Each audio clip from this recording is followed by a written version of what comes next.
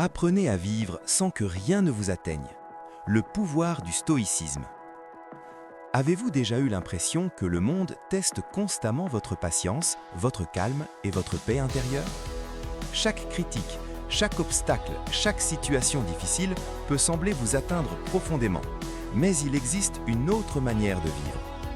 Dans cette vidéo, découvrez comment appliquer les principes du stoïcisme pour rester calme, maître de vous-même et émotionnellement inébranlable, peu importe ce qui se passe autour de vous.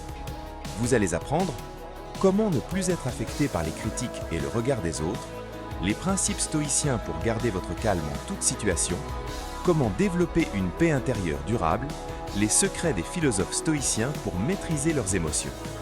Le stoïcisme, enseigné par des penseurs comme Marc Aurèle, Épictète et Sénèque, est une philosophie puissante pour apprendre à vivre sans stress, sans peur et sans dépendre des événements extérieurs.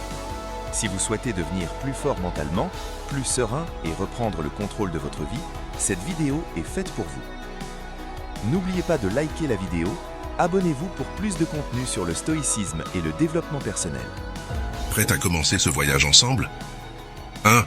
Adoptez la discipline silencieuse. L'autocontrôle est comme un arbre qui pousse lentement, sans faire de bruit, mais qui enracine profondément et solidement avec le temps. Pour développer ce contrôle, il faut adopter une discipline quotidienne, souvent sans que personne ne le remarque. C'est cette dévotion discrète qui renforce véritablement notre paix intérieure et façonne qui nous sommes. Protéger votre paix intérieure commence par de petits gestes, comme respirer profondément avant de répondre à quelque chose qui vous irrite. Pensez à un jardinier qui soigne ses plantes avec patience, sachant que les résultats ne sont pas immédiats. De la même manière, l'autocontrôle est nourri par des actes simples, comme attendre avant de réagir à une critique, qui, au fil du temps, font toute la différence. Réagir sans ressentir est un art qui s'apprend avec la pratique. Imaginez une journée difficile au travail. Quelqu'un vous critique et tout ce que vous voulez, c'est répondre de la même manière. Mais au lieu d'agir impulsivement, vous faites une pause, respirez et choisissez une réponse plus calme.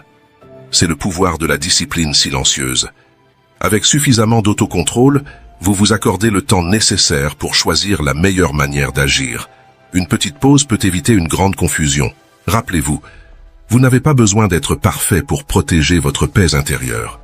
Il y aura des jours où il sera difficile de garder le contrôle. L'essentiel est de toujours revenir sur le bon chemin, sans vous blâmer. Chaque tentative de contrôle de vos réactions est comme poser une pierre de plus dans la construction de votre forteresse intérieure. Le plus grand bénéfice de cette discipline est la paix qu'elle apporte. Avec le temps, vous devenez plus calme et moins affecté par ce qui se passe autour de vous. Vivre comme si rien ne vous dérangeait ne signifie pas ignorer les problèmes, mais contrôler la manière dont vous y répondez. C'est comme être le capitaine d'un bateau en pleine tempête. Vous ne contrôlez pas les vagues, mais vous pouvez ajuster les voiles et garder le cap.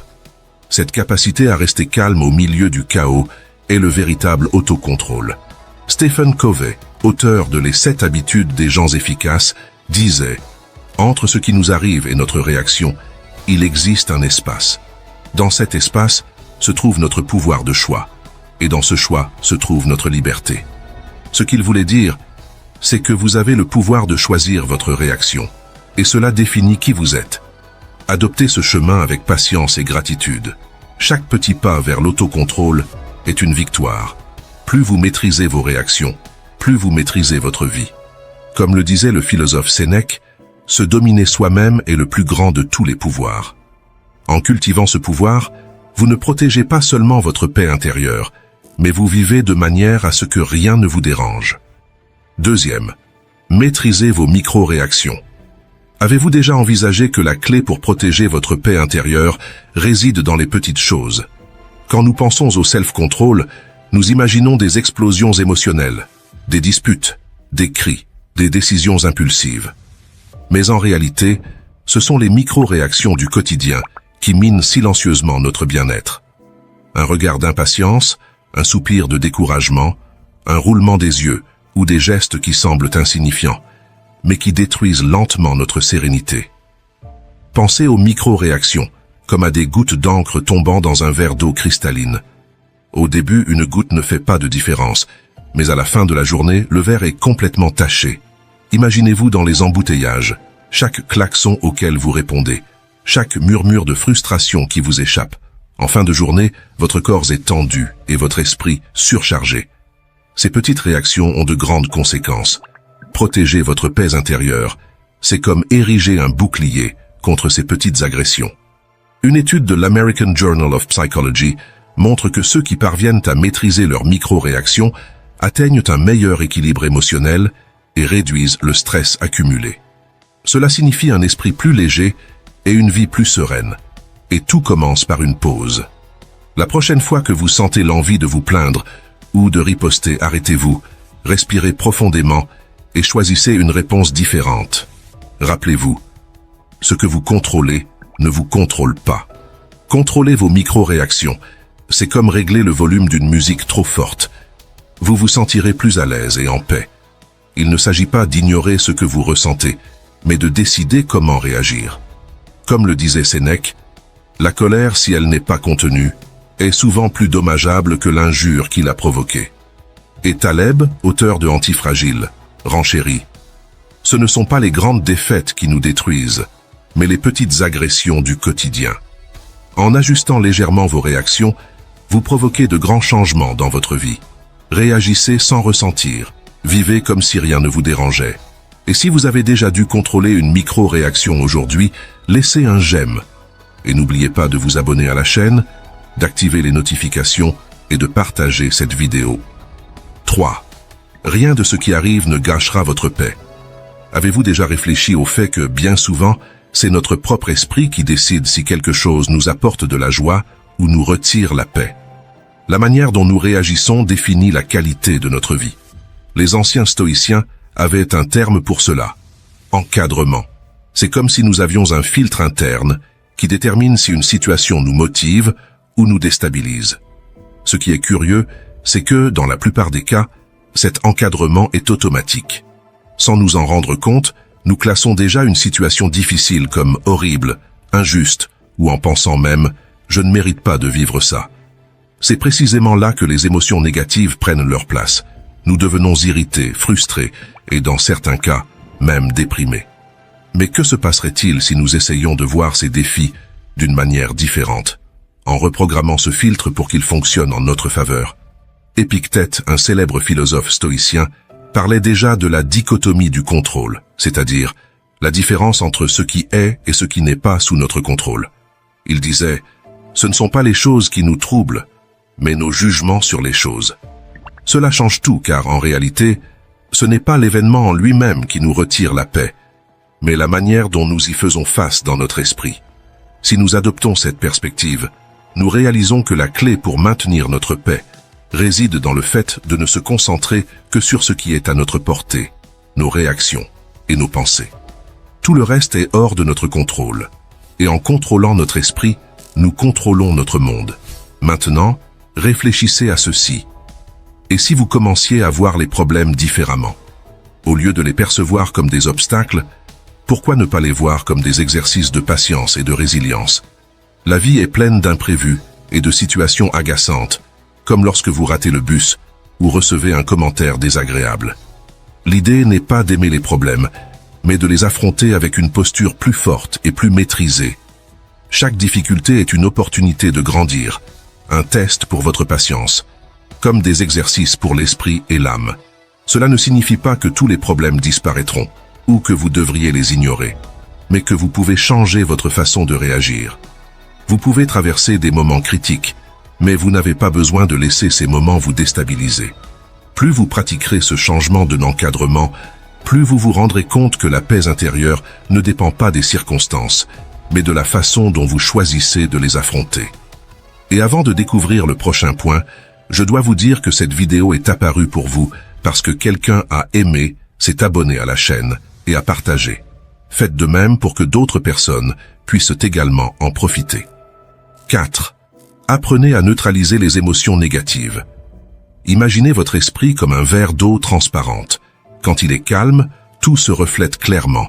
Mais, quand vous secouez ce verre, l'eau bouge, déformant la vision. Les émotions fonctionnent de la même manière. La colère, la peur et la tristesse sont comme ces agitations qui troublent notre clarté mentale. Mais rappelez-vous, l'essence de l'eau ne change pas. Elle reste pure. Elle a seulement besoin de temps pour se calmer et retrouver sa clarté. Au quotidien, les émotions intenses sont inévitables. Elles surgissent sans prévenir, comme lorsque quelqu'un nous coupe la route ou qu'un problème imprévu apparaît.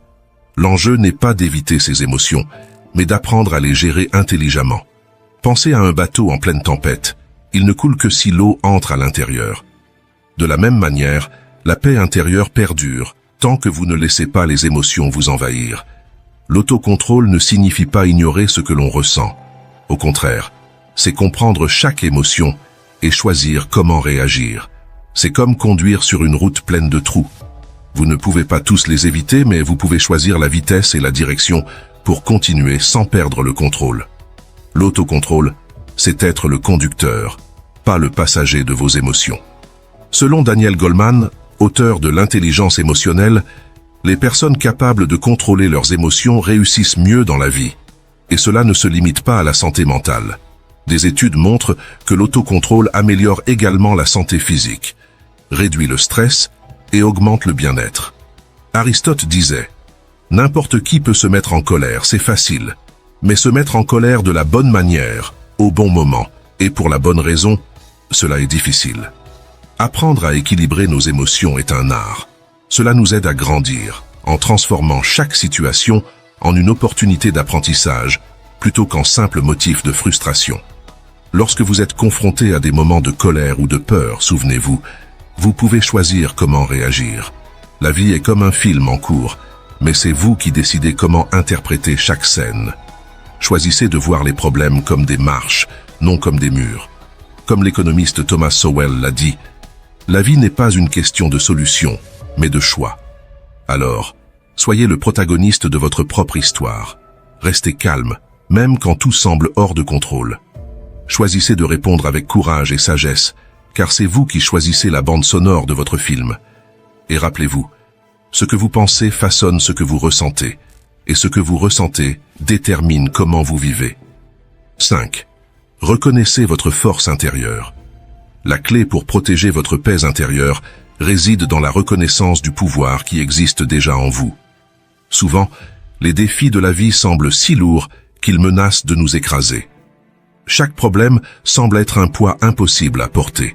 Mais si ces défis étaient en fait des invitations à notre croissance personnelle, réfléchissez un peu. En tant qu'êtres humains, nous possédons une capacité extraordinaire, celle de transformer les épreuves les plus difficiles que la vie nous impose en opportunités. Comme le disait Marc Aurèle, l'obstacle à l'action favorise l'action. Ce qui se trouve sur votre chemin devient le chemin. Cette capacité n'est pas une coïncidence, c'est ce qui définit qui nous sommes. Quand nous réagissons sans nous laisser ébranler, nous préservons notre paix intérieure et avançons avec confiance. Quand vous considérez une situation comme quelque chose que vous devez surmonter, elle devient un fardeau. Mais lorsque vous la voyez comme une occasion de grandir, elle se transforme en une marche pour gravir. Vivre comme si rien ne pouvait vous perturber ne signifie pas ignorer les problèmes, mais les affronter avec sérénité et détermination. Voyez les choses sous cet angle. Vous n'êtes pas obligé de faire face aux défis. Vous avez la chance de les affronter. Ce n'est pas que vous devez travailler chaque jour. Vous pouvez travailler chaque jour. Il ne s'agit pas de se voir contraint de s'adapter aux changements inconfortables, mais de posséder la capacité de se transformer face à eux. Votre maîtrise de soi est la boussole qui vous guide à travers les tempêtes sans perdre votre cap. Pensez à vos ancêtres. Chaque obstacle surmonté, chaque bataille remportée, a forgé la force que vous possédez aujourd'hui. Vous n'avez pas été fait pour traverser la vie en vous contentant de survivre. Vous êtes fait pour voler plus haut que les circonstances qui cherchent à vous limiter. Tout comme eux, vous pouvez choisir de réagir sans ressentir, en maintenant intacte votre paix intérieure. Comme le disait Sénèque, croyez-vous que nous avons été faits forts seulement pour porter de légers fardeaux? Tout comme les oiseaux n'ont pas reçu des ailes pour marcher sur le sol, vous n'avez pas reçu de résilience pour mener une vie facile. Alors, la prochaine fois qu'une situation vous met au défi, ne dites pas « je dois le faire ». Dites « je peux le faire ». Car c'est précisément ce que représente votre force. L'opportunité d'affronter la vie avec courage et d'en sortir plus fort, plus sage et plus sûr de vous à chaque nouvelle épreuve. 6. Développez le sentiment d'empathie. Vous connaissez ce moment où quelqu'un vous fait du tort? Cela peut être un commentaire offensant, une attitude injuste, ou même une trahison. Dans ces situations, il est courant de ressentir de la colère. Mais avant de réagir, arrêtez-vous et pensez, qu'est-ce qui a poussé cette personne à agir ainsi? L'empereur et philosophe stoïcien Marc Aurèle offre un conseil précieux. Chaque fois que quelqu'un vous fait du mal, réfléchissez à la conception du bien ou du mal que cette personne avait en agissant ainsi. En comprenant cela, vous ressentirez de la compassion plutôt que de l'étonnement ou de la colère. Socrate disait également « Personne ne fait le mal de bon gré ». Cela signifie que la plupart des gens agissent en fonction de ce qu'ils croient être le mieux pour eux, en fonction de leurs expériences et de leurs croyances. Il peut être difficile d'accepter cette idée, surtout face à des actions qui semblent cruelles. Mais ceux qui agissent négativement pensent souvent que leurs actes sont justifiables, voire nécessaires. C'est comme quelqu'un qui met un pansement sur une blessure profonde, pensant que cela suffira, même si ce n'est que temporaire. Mais pourquoi quelqu'un ferait-il quelque chose de nuisible? Souvent, la peur, l'insécurité ou la douleur sont à l'origine de ces attitudes. Certaines personnes, lorsqu'elles se sentent blessées, essaient de transmettre leur souffrance aux autres, comme si cela pouvait alléger leur propre douleur. Imaginez un seau rempli d'eau sale. Ne sachant pas comment le nettoyer, la personne en verse un peu sur ceux qui l'entourent, espérant ainsi relâcher la pression interne. Bien entendu, comprendre les raisons des autres ne signifie pas accepter des abus ou leur permettre de nous blesser. Les stoïciens ne prônent pas la passivité, mais plutôt la fermeté et la justice. La différence réside dans la façon dont nous répondons aux injustices. Nous pouvons les affronter avec sagesse, sans laisser la colère nous contrôler. Rappelez-vous que le comportement des autres reflète généralement leurs propres problèmes, pas les vôtres. Souvent, nous voyons des projections de frustration et d'angoisse non résolues. Comprendre cela nous donne un avantage émotionnel, nous aidant à mieux gérer les conflits et surtout à préserver notre paix intérieure. Même dans les situations les plus difficiles, gardez à l'esprit, la façon dont les autres agissent reflète qui ils sont, non qui vous êtes. Cette perspective vous aide à répondre avec sagesse, en gardant votre équilibre et en protégeant votre paix, même face aux provocations les plus difficiles. Si vous vous êtes déjà mis à la place de quelqu'un avant de réagir, partagez votre histoire dans les commentaires. Créons une communauté pour apprendre et grandir ensemble. 7. Choisissez la signification de chaque défi. Pour protéger votre paix intérieure, il est essentiel de choisir comment interpréter chaque obstacle qui surgit sur votre chemin. Zénon de Citium, le fondateur du stoïcisme, était un marchand prospère.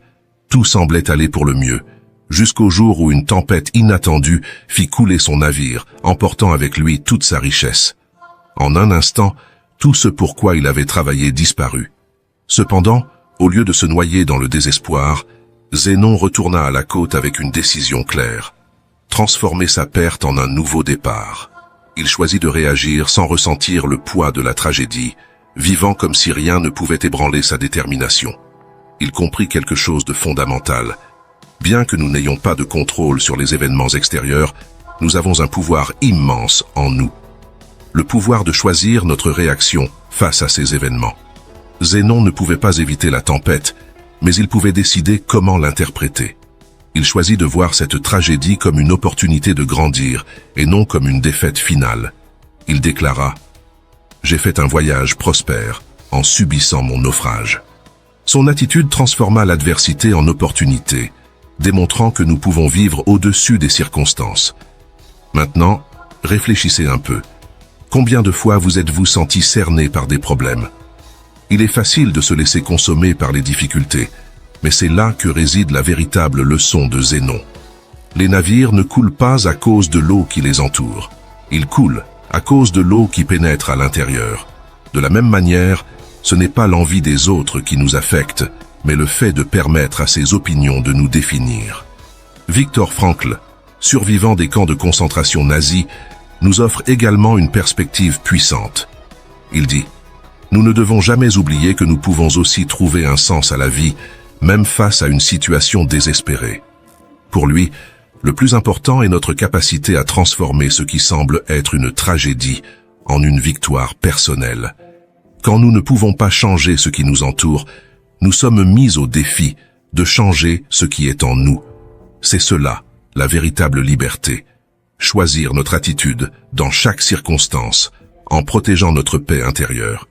Alors, la prochaine fois que vous affrontez un défi, posez-vous la question: comment veux-je le définir? 8e. Accepter les changements et le flux naturel de la vie. Ce qui nous enlève le plus souvent la paix, c'est notre incapacité à gérer le nouveau et à résister au changement. Marc Aurèle résume bien cela en disant: le destin de toute chose est de changer, d'être transformé, de périr, pour que de nouvelles choses puissent naître. Imaginez une tasse de café. Aujourd'hui, elle est parfaite, apportant confort et arôme. Demain, elle peut tomber et se briser en morceaux. La vie fonctionne de la même manière. Vous pouvez être le meilleur employé, et malgré cela, être licencié. Une amitié peut s'éloigner, ou un plan bien préparé peut échouer. Tout suit des cycles, et ce sont ces cycles qui font de la vie ce qu'elle est. Regardez autour de vous, des immeubles hauts, des voitures dans les rues, des villes en mouvement. À première vue, ils semblent solides et durables. Mais en regardant de plus près, on voit qu'ils sont faits de matériaux fragiles, comme le verre, le bois et le métal. Des choses qui, elles aussi, disparaîtront un jour. La vie est comme des bulles de savon sur l'eau, belles, mais éphémères. Le psychologue de Harvard, Daniel Gilbert, dans sa recherche sur l'illusion de permanence, a révélé que notre esprit surestime la stabilité des choses. Nous pensons que tout va durer éternellement, ce qui nous amène à résister aux changements naturels de la vie. Mais la vérité est que rien n'est permanent. Pensez à la vie comme à une branche remplie de fruits mûrs. Certains sont prêts à être cueillis, tandis que d'autres tombent pour laisser place au nouveau. Essayez de retenir ce qui doit partir. C'est comme essayer de saisir le vent, inutile et épuisant. L'attachement à ce qui est temporaire ne fait qu'engendrer de la souffrance. Au lieu de lutter contre les changements, concentrez-vous sur ce que personne ne peut vous enlever. Votre capacité à prendre des décisions rationnelles, votre croissance intérieure et la force de votre essence. Imaginez que vous tenez une poignée de sable. Plus vous serrez, plus vite elle glisse entre vos doigts. Voilà la leçon. Tout est temporaire. Albert Camus a dit: « Au milieu de l'hiver, j'ai découvert en moi un été invincible. » Même lorsque tout change autour de nous, il y a quelque chose en nous qui reste constant. Notre capacité à trouver la force et le sens quoi qu'il arrive. L'économiste Joseph Schumpeter a introduit le concept de destruction créatrice. Il explique que, pour que quelque chose de nouveau naisse, l'ancien doit faire place. Cette idée ne s'applique pas seulement à l'économie, mais aussi à la vie personnelle. L'ancien doit partir pour que le nouveau émerge. Après tout, ce qui ne nous détruit pas nous rend plus forts. Alors, ne résistez pas au changement. Utilisez chaque transformation comme une occasion de grandir. Acceptez le flux de la vie, maintenez votre centre solide et trouvez la force dans votre essence. Après tout, vous êtes plus fort que n'importe quel changement que le monde peut apporter. Changer n'est pas perdre, c'est évoluer. Et si vous connaissez quelqu'un qui a besoin d'entendre ce message, partagez cette vidéo. 9. Protégez votre paix intérieure. Gardez votre bonheur près de vous. Combien de fois avez-vous laissé vos préoccupations emporter votre tranquillité? Pensez au nombre de fois où vous vous êtes retrouvé à revivre des erreurs du passé, ou à vous angoisser pour des situations qui n'arriveront peut-être jamais. Ces pensées drainent votre énergie et compromettent votre calme. L'esprit est comme un conteur d'histoires. Il exagère souvent, déforme et crée des scénarios irréels. C'est comme regarder le même film en espérant que la fin change, mais ces films sont façonnés par vos peurs, qui ne reflètent généralement pas la réalité. Imaginez votre esprit comme un chariot de supermarché surchargé. Chaque article représente une inquiétude ou un regret, des factures, des décisions mal prises, des attentes déçues. Plus vous ajoutez d'articles, plus il devient lourd et difficile à manœuvrer. Cet excès vous empêche d'avancer avec légèreté et sérénité. Pour reprendre le contrôle, arrêtez-vous, réfléchissez à ce qui compte vraiment et éliminez ce qui ne mérite pas d'être porté. L'autocontrôle commence lorsque nous décidons où investir notre énergie. Une étude de Harvard a montré que nous passons presque la moitié de notre temps distrait, loin du moment présent. Et cela nous éloigne du véritable bonheur. Daniel Kahneman, auteur de Système 1, Système 2, Les deux vitesses de la pensée, dit « Rien dans la vie n'est aussi important qu'il n'y paraît lorsque vous y pensez ». Cela montre comment l'esprit exagère nos peurs et nos préoccupations, les rendant plus grandes qu'elles ne le sont vraiment. Apprendre l'intelligence émotionnelle nous aide à contrôler ces exagérations. Le philosophe Montaigne, dans ses réflexions, disait déjà « Qui craint de souffrir, souffre déjà de ce qu'il craint ». Dans de nombreuses situations, la peur que nous ressentons face à un problème est plus intense que le problème lui-même. Quand nous pensons que quelque chose va mal tourner, nous commençons à souffrir avant même que cela ne se produise, créant une douleur anticipée qui peut être pire que la douleur réelle. Pour surmonter cela, nous devons développer l'intelligence émotionnelle. Elle nous aide à mieux gérer nos émotions, en évitant que la peur ne nous domine. Quand nous apprenons à comprendre et à réguler nos sentiments, nous réussissons à garder le focus sur le présent et à réduire l'anxiété de souffrir avant l'heure. Imaginez un conducteur qui regarde plus le rétroviseur que la route devant lui. Il manque des signaux importants et risque d'avoir un accident, même si la voie est dégagée. De même, lorsque nous utilisons l'intelligence émotionnelle, nous voyons la réalité avec plus de clarté, sans être dominés par la peur de l'avenir. Cela nous permet de vivre de manière plus présente et consciente, car être présent est la clé pour réduire l'anxiété et trouver la paix. Vivre dans le présent est comme prendre soin d'une plante. Il ne suffit pas de l'arroser une seule fois. Il faut de l'attention constante et de la patience. Chaque fois que vous vous concentrez sur l'instant présent, c'est comme nourrir cette plante, l'aidant à grandir sainement. La prochaine fois que votre esprit se perd dans un « oui si » ou un « j'aurais dû », rappelez-vous ces mots. Reprenez le contrôle et réorientez votre focus. La véritable paix et le bonheur sont ici, maintenant. Comme l'a dit Nietzsche, sans la musique, la vie serait une erreur.